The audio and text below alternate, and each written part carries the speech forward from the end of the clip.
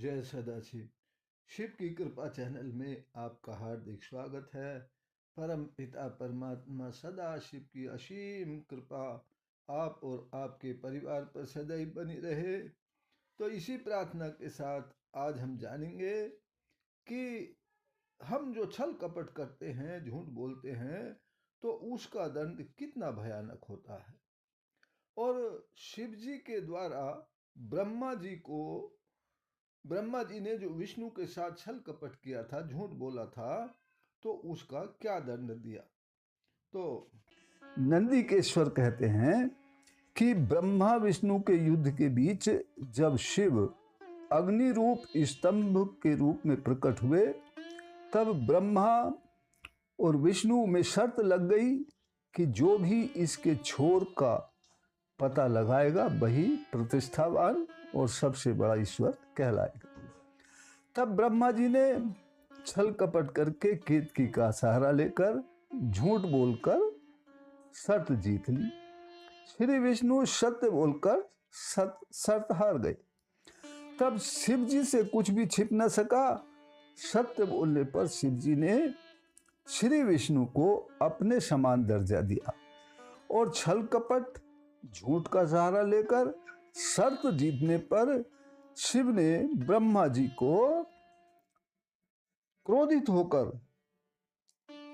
दंडित करने का निश्चय किया और शिव ने भैरव को आदेश दिया कि ब्रह्मा को छल कपट करने के कारण अपनी तलवार से दंड दो। भैरव ने ब्रह्मा जी के 5वें सिर के केस पकड़कर सिर धड़ से अलग कर दिया। तब ब्रह्मा जी डर के मारे कांपने लगे और भैरव जी के पैर पकड़कर क्षमा मांगने लगे। तब विष्णु जी ने कहा, हे महादेव, आपकी कृपा से ही ब्रह्मा को ये 5वां सिर मिला है, इन पर दया कीजिए, इनको क्षमा कर दीजिए। तब शिव का आदेश पाकर भैरव ने ब्रह्मा जी को छोड़ दिया। तब शिव जी ने कहा, ब्रह्मा, तुमने प्रतिष्ठा और प्रभुत्व पाने के लिए छल कपट का सहारा लिया है, अतः मैं तुम्हें शाप देता हूं कि तुम्हें इस पृथ्वी लोक पर सत्कार, स्थान और उत्सव से वंचित किया जाता है। अर्थात ना कहीं तुम्हारी पूजा होगी, ना कोई तुम्हें स्थान दिया जाएगा और ना ही कोई तुम्हारे नाम से उत्सव मनाया जाएगा। अब ब्रह्मा जी को अपनी गलती का पछतावा हो चुका था। उन्होंने शिव के चरणों को पकड़ लिया और प्रार्थना और निवेदन करने लगे कि हे प्रभु, उनका 5वां सिर आप वापस कर दें। तब महादेव जी ने कहा, जगत की स्थिति को बिगड़ने से बचाने के लिए, जगत की स्थिति को बिगड़ने से बचाने के लिए पापी को दंड देना अवश्य ही चाहिए ताकि लोक मर्यादा बनी रहे। मैं तुम्हें वरदान देता हूं कि तुम गणों के आचार्य कहलाओगे और तुम्हारे बिना यज्ञ पूर्ण नहीं होंगे, लेकिन तुम्हारा 5वां सिर वापस नहीं किया जाएगा। अब आप 4 मुख वाले ही रहेंगे। फिर महादेव जी ने केतकी को कहा कि तुमने झूठ बोला है, तुम मेरे योग्य नहीं हो। केतकी ने भी प्रार्थना की, निवेदन किया।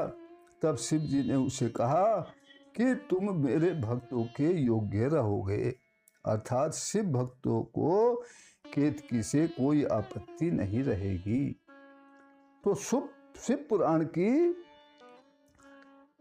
इस कथा से यही ज्ञान मिलता है कि बड़ा बनने या कोई चीज प्राप्त करने के लिए, प्रतिष्ठा पाने के लिए छल कपट का सहारा नहीं लेना चाहिए। सत्य का ही आचरण करना चाहिए। सत्य का आचरण करने वाले की हमेशा विजय होती है। महादेव से छल कपट या सत्य कुछ भी छिपा नहीं रहता है। छल कपट करने वाले कठोर कष्टों को भोगते हैं। परम पिता परमात्मा सदाशिव हम सबको सत्य पर चलने की शक्ति प्रदान करें। इसी प्रार्थना के साथ फिर मिलते हैं अगली वीडियो में। तब तक के लिए जय सदाशिव।